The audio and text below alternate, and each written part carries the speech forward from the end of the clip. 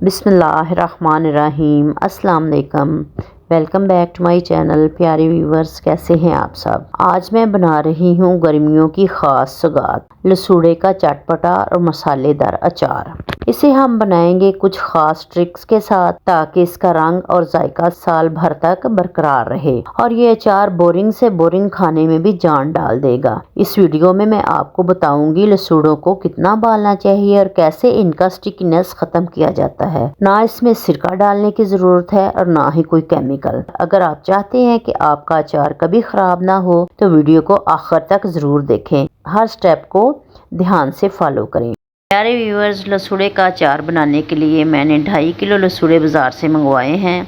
आजकल बाज़ार में बहुत ज़्यादा आए हुए हैं लसूड़े और तकरीबन हर दूसरे घर में इसका अचार डाला जा रहा है। लसूड़े का अचार बनाने के लिए सबसे पहले इनको खुले पानी में अच्छी तरह धो लेना है और एक बात का ध्यान रखना है कि इनके ऊपर वाली कैप्स जो हैं वो रिमूव नहीं हमने करनी, इससे इसके अंदर पानी चला जाएगा। बस आपने सारे स्टेप्स को गौर से देखना है और समझना है, ये बहुत ही इम्पोर्टेंट हैं। अब पानी में 1 चम्मच हल्दी डालकर इसको 2 उबाल आने तक उबाल लेना है। देखिए कि पानी में उबाल आ गया है। अब इसमें मैं लसूड़े डालती हूँ।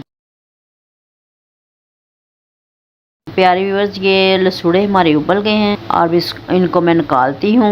एक कपड़ा बिछाकर मैं इनको फैला लेती हूँ ताकि ये ठंडे हो जाएं। और ये मैंने किचन की शेल्फ पे ही कपड़ा बिछाया है ताकि के ऊपर कोई मक्खी वगैरह ना बैठे। माशाल्लाह हमारे लसूड़े अब बिल्कुल खुश्क हो चुके हैं और इनकी जो कैप्स थी वो मैंने आसानी से उतार ली हैं। मसाले तैयार करेंगे जिन्हें हल्का सा ड्राई रोस्ट करेंगे। मसालों में शामिल है 1 टेबलस्पून सूखा धनिया, 1 टेबलस्पून कलौंजी, 1 टेबलस्पून मेथी दाना, 1 टेबलस्पून राई दाना, 1 टेबलस्पून सौंफ और 1 टेबलस्पून जीरा और 1 टेबलस्पून सफ़ेद तिल। चूल्हे की आंच हल्की रखें और सिर्फ 2 से 3 मिनट तक हल्का सा ड्राई रोस्ट करें। जैसे ही खुशबू आने लगे फौरन उतार लें और ख्याल रखें कि मसाला जलने ना पाए। अब इन मसालों को थोड़ा ठंडा करके कूट लेते हैं। कूटने से एक तो ये आसानी से मिक्स हो जाते हैं और दूसरा इनकी खुशबू और जायका मज़ीद निखर कर आता है। और इन्हें ग्राइंड नहीं करना वरना ये बिल्कुल पाउडर बन जाएंगे, जबकि हमें हल्का सा दरदरा टेक्सचर चाहिए। ये देखिए मैंने मसाले अच्छी तरह कूट लिए हैं और ये देखिए मैं इसमें डाल रही हूँ कद्दूकश की हुई कच्ची कैरी यानी कि कच्चे आम। आपके अचार के जायके को इतना बढ़ा देगी कि आपको बता नहीं सकती। इसकी खटास और खुशबू से जब लसूड़ों के साथ मिलती है तो ऐसा जायका बनता है कि आप हर खाने और हर सालन के साथ इसी अचार की फरमाइश करेंगे। तो अब बारी है इसमें अचार का खास मसाला डालने की। मैं शामिल कर रही हूँ तकरीबन 4 से 5 खाने के चम्मच अचार मसाला। याद रखें लसूड़ों में मसाला जितना अच्छा होगा जायका उतना ही लाजवाब निकलेगा। मैं इसमें डाल रही हूँ 2 खाने के चम्मच भर के सुर्ख मिर्च, 1 चम्मच कुटी हुई लाल मिर्च, 1 चम्मच हल्दी पाउडर, 1 खाने का चम्मच भर के नमक।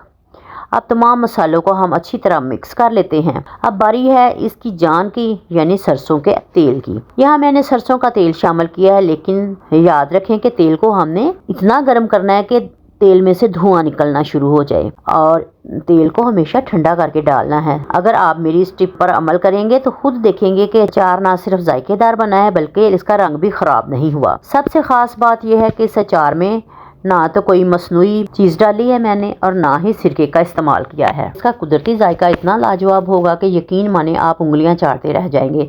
एक बार इसे चख लिया तो हर खाने के साथ इस अचार को खाना पसंद करें। अक्सर बहनों की शिकायत होती है कि इनका अचार जल्दी ख़राब हो जाता है और इस पर उल्ली सी लग जाती है, लेकिन अगर आप मेरे बताए हुए तरीके से ये अचार बनाएंगे तो ये लंबे अरसे तक महफूज रहेगा और बिल्कुल ख़राब भी नहीं होगा।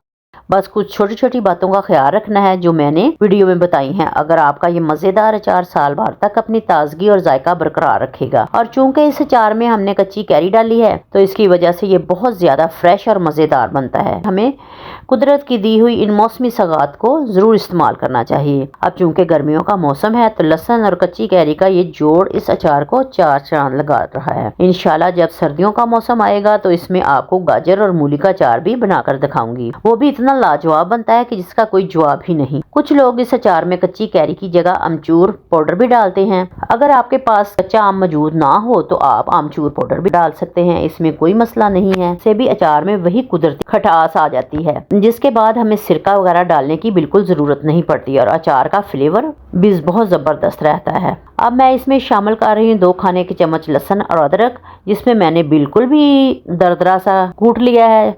वैसे तो ये बिल्कुल ऑप्शनल है, लेकिन यहाँ यकीन माने इसे डालने से अचार की खुशबू और अफादियत दोनों ही बढ़ जाती हैं। लहसुन और अदरक ना सिर्फ हाजमे के लिए बेहतरीन है, बल्कि ये अचार को ख़राब होने से भी बचाने में मददगार साबित होते हैं। इसके अलावा ये आपके कोलेस्ट्रॉल को कंट्रोल करने में मदद देते हैं। तो इस अचार को खाने से आपको सिर्फ जायका ही नहीं मिलेगा, बल्कि ये आपको कुव्वत मुदाफ़त भी बेहतर बनाएगा। माशाल्लाह से हमारा चटपटा लसूड़े का अचार बिल्कुल तैयार है। अब बारी है इसे महफूज करने की, लेकिन इसे शीशे के जार में डालने से पहले इसे दूंगी कोयले का धुआं, स्मोकी फ्लेवर। अब आप सोच रहे होंगे कि अचार में धुआं क्यों? तो इसके एक नहीं 2-3 बड़े फ़ायदे हैं। कोयले के धुएं से अचार में एक बहुत ही सुंदी सी खुशबू और स्मोकी फ्लेवर आ जाता है, और जो इसे आम अचारों से बिल्कुल मुख्तलिफ बना देता है। कोयले का धुआं एक कुदरती एंटीसेप्टिक का काम करता है, जो अचार के अंदर मौजूद किसी भी किस्म की बैक्टीरिया का खात्मा कर देता है और अचार को ख़राब होने से बचाता है। ये धुएं की तह अचार को